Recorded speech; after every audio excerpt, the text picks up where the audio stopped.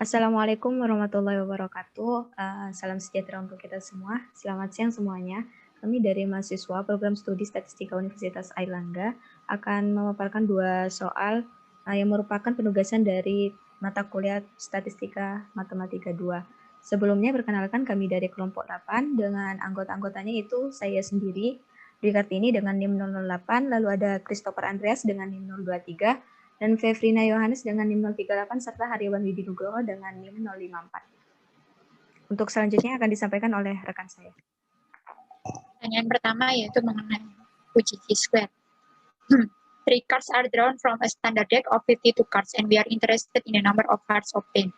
The possible outcomes are xi equal to 0, 1, 2, or 3, and if we assume the usual sampling without displacement sim, we would hypothesis that these values would occur with probabilities pi equal to fxi, where fx equal to combination of 13 and x, combination of 39, 3, and x, per combination 52 and 3. The following data are available from 100 trial of this experiment.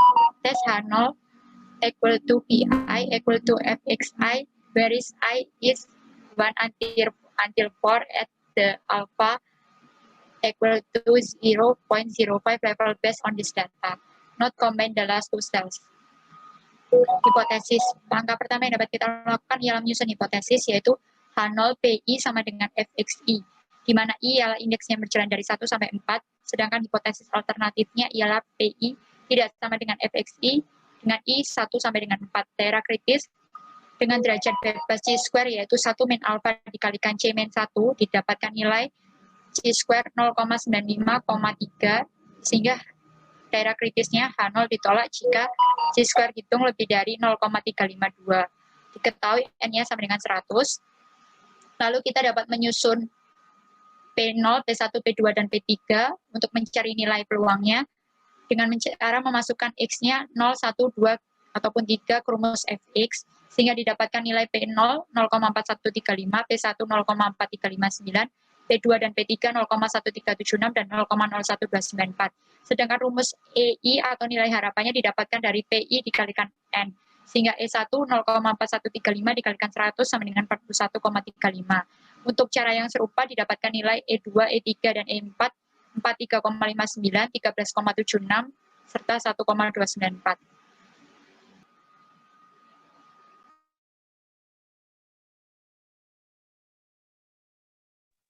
Lalu untuk OI, EI, dan PI yang telah kita peroleh tadi, kita masukkan pada tabel berikut. Untuk EI yang nilainya kurang dari 5, kita gabungkan di mana dalam soal ini terjadi pada 2 kolom terakhir, sehingga hasilnya disajikan pada tabel di bawahnya. Nah, dari EI dan OI tersebut, kita masukkan ke dalam rumus chi-square hitungnya, di mana chi-square hitungnya sama dengan OI min EI kuadrat per EI, sehingga kita peroleh chi-square hitungnya sama dengan 0,0899. Next. Keputusannya, karena nilai chi-square hitungnya sama dengan 0,0899 berada di luar daerah kritis, maka 0 diterima. Jadi kesimpulannya, PI sama dengan FXI dengan I sama dengan 1 sampai 4, dan Fx-nya seperti itu. Kemudian pertanyaan kedua, misalkan X1, X2, sampai Xn adalah sampel random dari fx theta sama dengan theta pangkat X, 1 min theta dipangkat 1 min X, I 01X. Akan dilakukan uji hipotesis sebagai berikut, H0 theta sama dengan theta 1, theta 0 maksudnya, H1 sama dengan theta sama dengan theta 1, dengan theta 0 kurang dari theta 1. Dari pengujian di atas, tentukan A, daerah kritis uji paling kuat atau most probable test yang berukuran alfa. B, misalkan diketahui nilai parameter sebagai berikut untuk N sama dengan 10, theta 0 sama dengan 0,25, theta 1 sama dengan 0,75. Jika alfa 5%, tentukan fungsi daerah kritis yang merupakan uji paling kuat atau most probable test. Next. Kemudian ini jawaban yang pertama, diketahui bahwa sampel random berasal dari fx theta sama dengan theta pangkat X, 1 min theta dipangkat 1 min X, I 01X. Dan kata lain, kita bisa tuliskan fx theta dengan fungsi tangga, fx theta bernilai theta pangkat X, 1 min theta dipangkat 1 min X, jika X bernilai 0 atau 1, bernilai 0 untuk X yang lain. Next. Jawaban yang A, daerah kritis uji paling kuat atau most powerful test yang berukuran alfa.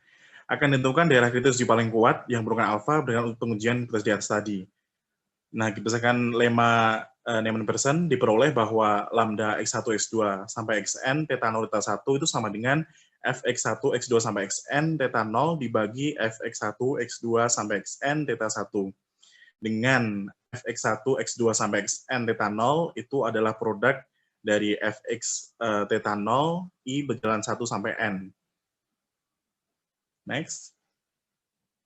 Kemudian kita dapat, kita masukkan fx theta 0, kita peroleh fx1, x2 sampai xn theta 0 adalah theta 0 pangkat sigma xi kali 1 min theta 0 dipangkat n min sigma xi.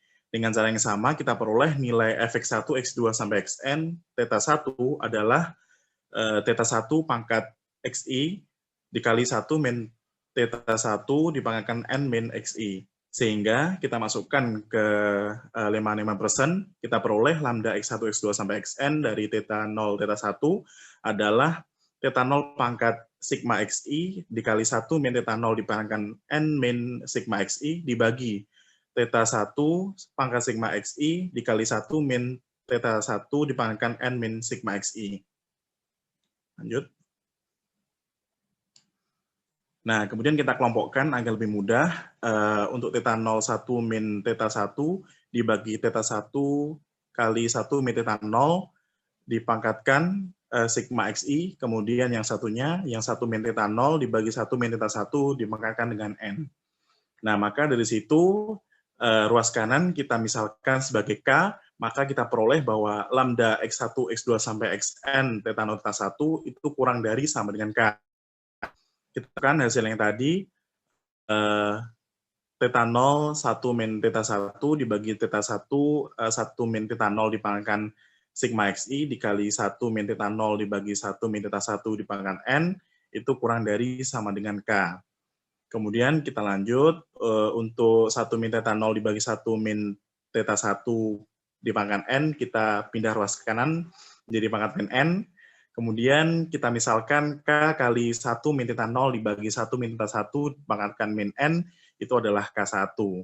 Kemudian kita lanjut dengan melenkan kedua ruas, sehingga kita peroleh bahwa pangkat sigma xi bisa keluar jadi baris terakhir sigma xi dikali len theta 0, 1 min theta 1 dibagi theta 1, 1 min theta 0 kurang dari len K1. Next. Ya, karena theta 0 kurang dari theta 1, maka akibatnya nilai dari len theta 0 kali 1 min theta 1 per theta 1 kali 1 min theta 0 ini akan bernilai negatif, sehingga kurang dari 0. Ya, akibatnya kita peroleh menjadi sigma xi itu lebih dari sama dengan x2, dengan x2 adalah sebuah konstanta.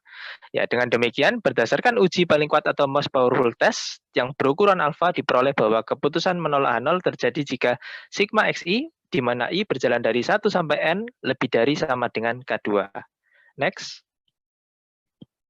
Ya, sekarang untuk bagaimana ketika nilai parameternya diketahui, nah di sini N-nya sama dengan 10, theta 0-nya 1/4, theta 1-nya 3/4, dan alfanya 5%. Nah, maka kita bisa tuliskan dari fungsi daerah kritis yang telah kita peroleh, bahwa alfa adalah peluang menolak H0 ketika H0 benar, padahal H0 benar. Nah, sehingga kita bisa tuliskan alfa sama dengan peluang di mana theta 0-nya sama dengan 0,25, ya peluang tolak H0-nya adalah sigma xi lebih dari sama dengan K2. Next.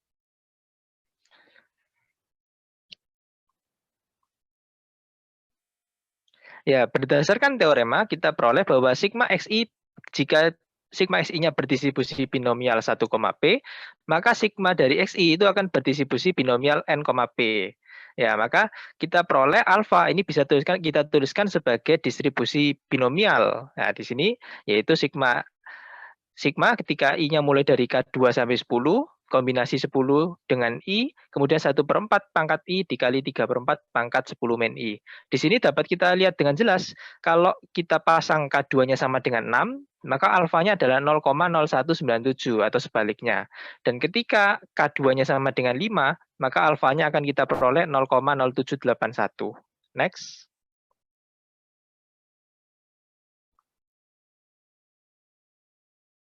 Ya, sehingga kita telah peroleh tadi. Nah, ini alfanya kita tuliskan kembali di sini.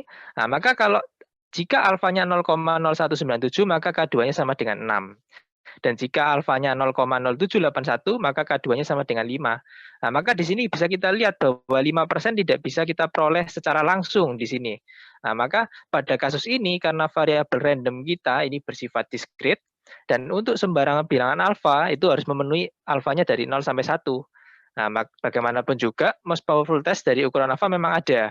Nah, maka kalau kita alfanya 5%, maka uji ini kita tuliskan dalam fungsi daerah kritis, yaitu si X1, X2 hingga X10 itu bisa kita tuliskan sebagai fungsi bersyarat, yaitu 0 jika sigma XI-nya kurang dari sama dengan 4, 0,05 dikurang 0,0197 per 0,0584 jika sigma XI sama dengan 5, dan 1 jika sigma XI lebih dari sama dengan 6.